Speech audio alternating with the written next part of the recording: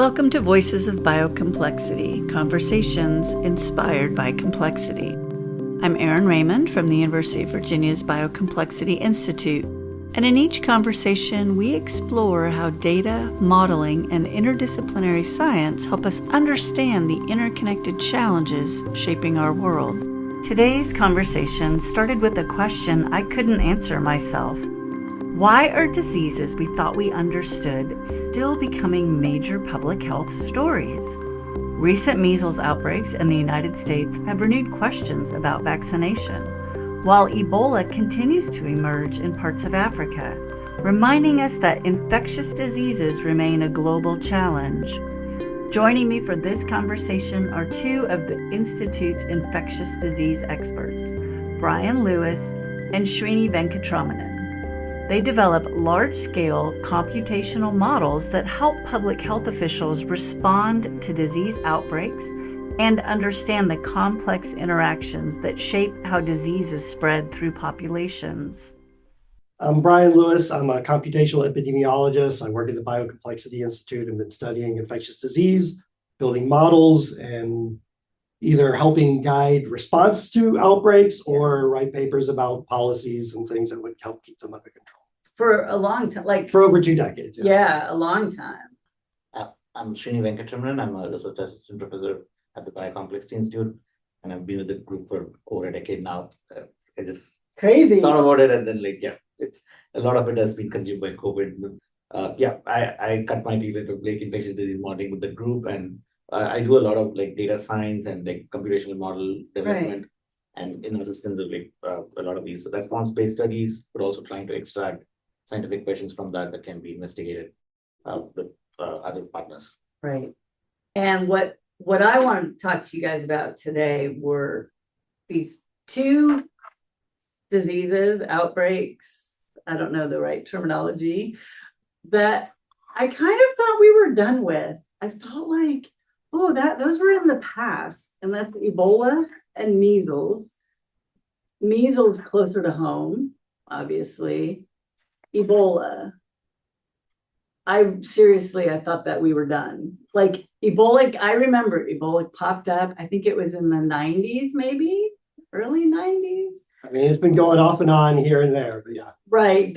Because I read a book called Outbreak or something, and it was like, ooh, this is just like that.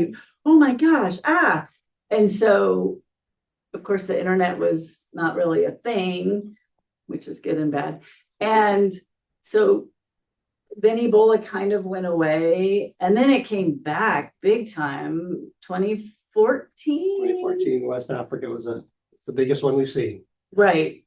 And then kind of went away and then back again. So what is happening there with Ebola?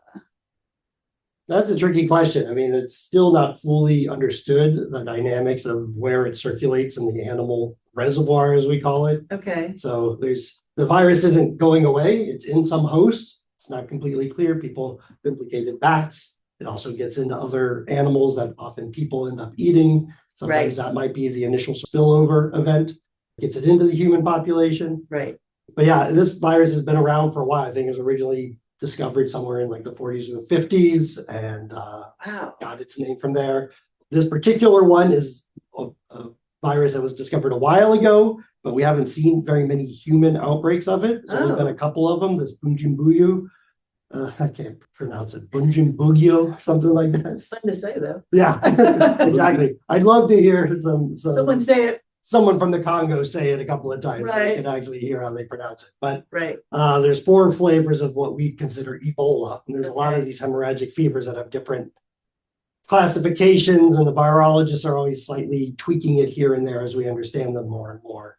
Unfortunately, we don't have a vaccine against this particular flavor. So the West Africa one was from the Zaire strain of this. Okay. And they developed a vaccine against it, but with this one, we don't have a vaccine. And so people are scrambling to try and get those trials out and get something developed soon.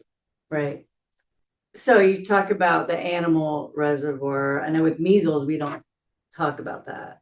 Right. So why don't we talk about that? Why are they what's different. Yeah, different viruses have different survival capability in different hosts. And I think with measles, it's mainly humans. I might be able to survive in certain other animals, but not long enough. And so it's really just in humans. So if we did get everyone free of measles all at once, like we do with smallpox, it could be eliminated eradicated from the face of the earth. But we haven't quite gotten there yet. And we're close. We're getting close here in the US. But we've certainly taken a step back here in these last couple of years. Right. Okay. So let's go to measles and spreading and all of that. I want to know about what we do. Mm-hmm. Right. And so what is the role of the Institute in looking at measles and looking at Ebola? How do we look at them differently? Mm-hmm. That kind of stuff. So when we approach any outbreak, there are multiple components to it. There's a biological component to it, mm-hmm. and then there is a social component. Yes. And then what you know in terms of the clinical characteristics and how you can prevent it. So one thing between these two diseases, like there's very different biological characteristics, mm-hmm. Bryan was alluding to. Also in terms of things that we notice for an outbreak is how quickly can it spread, how quickly can it kill its host, and like what are the modes of transmission and so on. So in that, like this is a good study in contrast because like measles is one of the most contagious viruses that we've known. Like it's like there's a number that we use to characterize how contagious this is. If you've seen the movie Contagion, you would have seen I don't know, Kate Winslet probably explains it on the whiteboard. So this notion of R naught is what they call it, basic reproduction number, which is R sub zero. Yeah, R naught. Yeah. Mm-hmm. So if you drop one infectious individual in a population of susceptibles, how many people does that person infect before he recovers? So that's the essence of it. And for measles, it's like in the 12 to 18 range. Oh my goodness. And for comparison, smallpox is like 5 to 7. And like Omicron, which was one of the most infectious variants that we saw for COVID, that's anywhere between like 7 to 14. Wow. So this is one of the most. Yeah, measles is high. Yeah. On the other side, Ebola has like a very high case fatality rate. In terms of R naught itself, if you look at Ebola, it will land in like 1.5 to 2.5 range, slightly more infectious than seasonal flu, but not as much as measles. But what differentiates it is the high case fatality rate. And in a lot of times, we also notice that diseases that have high case fatality rate are also self-limiting because they kind of kill the host before they try to pass on to others. Yeah. And so that's one big difference in terms of biological characteristics. And then you come to the modes of transmission. Measles is mostly airborne, and like you also have like fomic transmission, surface-based transmission. Whereas for Ebola, it's based on contact with bodily fluids. And the final thing is that also drives different kind of control measures. For measles, we've had a vaccine for quite a while.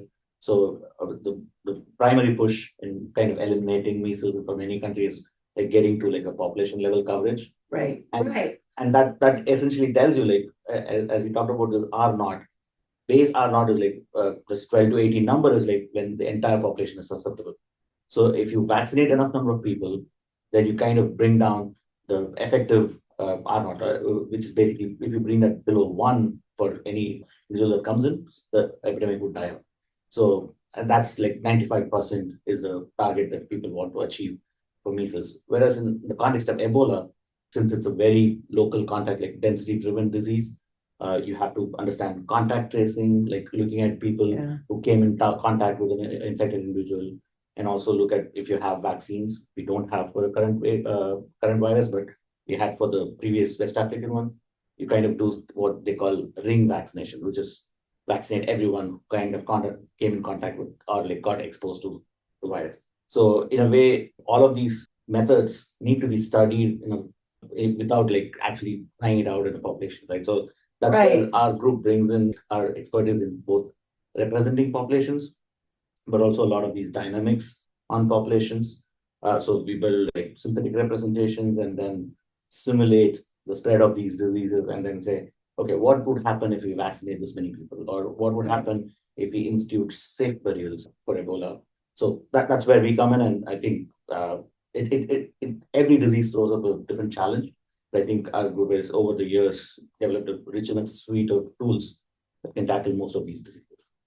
That's how I originally got involved in the Ebola outbreak, is that we've become a little bit of specialists of taking bizarre questions that come up and rapidly trying to build a model and a representation of it so that we can answer it in the computer before people go try it out in the real world, or at least it can guide the decisions that they're making. So originally with Ebola, there's this experimental treatment that had been developed by the military, and they had like enough doses, like 50 or 100 doses of this treatment, and they thought maybe we can stamp out this outbreak that we've seen early on. Right. What would its size need to be? How would we go about doing it if we really wanted to do this, or if we wanted to protect a certain population that we were most interested in, or whatever? And so that's where we came in and started getting involved in it. And unfortunately, by the time they detected it, there's always one of these things. By the time you detect an outbreak, it's often too big to really slow down. And at this point, 100 doses was going to be more of a drop in the ocean, and it wasn't going to be effective enough. But it was going to be useful for protecting healthcare workers that might be able to then provide the isolation and supportive treatment and keep the people who were ill. So that was an initial use of it in the early stages of that West Africa outbreak. Right. Thank you for joining us for this conversation. I'm Erin Raymond, and this has been Voices of Biocomplexity. If you enjoyed today's discussion, you can find more conversations, videos, and stories from the Biocomplexity Institute on our website, YouTube channel, and your favorite podcast platform. Until next time, stay curious, and thanks for listening.